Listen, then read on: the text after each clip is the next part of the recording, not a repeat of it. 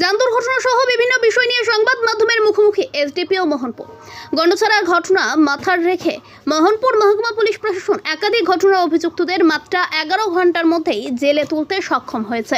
গতকাল মোহনপুর মহকুমার অন্তর্গত একাধিক অপ্রীতিকর ঘটনার পরিপ্রেক্ষিতে রাতেই সংবাদ মাধ্যমের মুখোমুখি হন মোহনপুর মহকুমা পুলিশ আধিকারিক বিজয় সেন।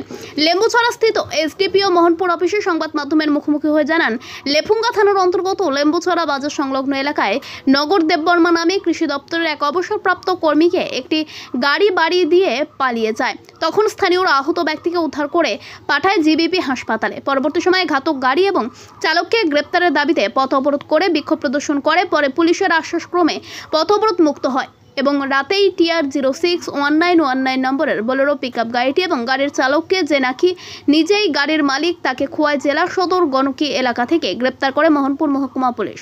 অন্যদিকে জয়রাম মুদিপাড়া এলাকায় এক যুবকের নিজ ঘর থেকে মৃতদেহ উদ্ধারের ঘটনায় পরিবারের অভিযোগ উঠে তাকে খুন করা হয়েছে। এই ঘটনাটিতেও দুইজনকে আটক করে জোর জিজ্ঞাসাবাদ চালাচ্ছে পুলিশ।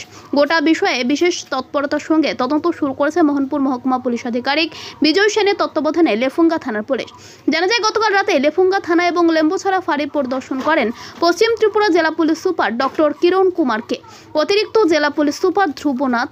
ঘটনাগুলি নিয়ে বিস্তারিত আলোচনা করেন, সঠিক তদন্তক্রমে অভিযুক্তদের বিরুদ্ধে উপযুক্ত ব্যবস্থা গ্রহণ করার।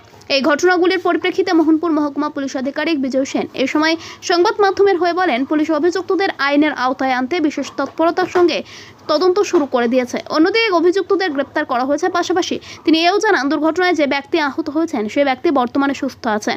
পাশাপাশি যান দুর্ঘটনা সহ একাধিক বিষয়ে মোহনপুর মহকুমা পুলিশ প্রশাসনের তরফে এসডিপিও মোহনপুর বিজয় সেন মোহনপুর এলাকার শান্তি সম্প্রীতি বজায় রাখতে এবং যান দুর্ঘটনা এড়াতে সকলের সহযোগিতা আবেদন করেন। স্যার, বিশেষ করে 108 নং জাতীয় সড়কের যে বর্ধিত যান দুর্ঘটনা, ইতিমধ্যে লেফুঙ্গা থানা এলাকার মধ্যে বেশ কয়েকজনের মৃত্যু হয়েছে। এই বিষয়টাকে পুলিশ কিভাবে দেখছে? হ্যাঁ, এটা জাতীয় সড়কে এটা এতদিন তো ছিল একটা ছোটো রাস্তা, এরকম ছিল, স্টেট রুট ছিল হাইওয়ে হওয়াতে, এবং রিসেন্টলি জাতীয় সড়ক হওয়াতে যানবাহনের সংখ্যা এদিকে বেড়ে গেছে। আগে এতটা এদিকে ছিল না। মেইন যে জাতীয় সড়ক ছিল আমাদের আসাম আগরতলা রোড, ওটার বেশি ইউজ হতো। এখন শর্টকাটের জন্য এটার উপরে এখন এই যে বিকল্প জাতীয় সড়ক, সেটার উপরে প্রচুর যানবাহন প্রতিদিন এখন চলাচল করছে।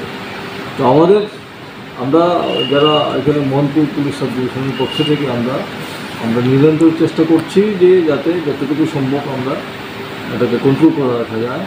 আমরা জনসাধারণের সাহায্য সহযোগিতাই চাচ্ছি। ওনারাও যখন এই রোডে যান চলাচল করবেন, ওনাদের যানবাহন নিয়ে চলাচল করবেন, প্রপারলি হেলমেট ইউজ করা, যানের গতিবেগ নিয়ন্ত্রণে চালানো, এগুলো ওনারা যদি করেন তাহলে পুলিশের আরও সাহায্য হবে কন্ট্রোল করতে।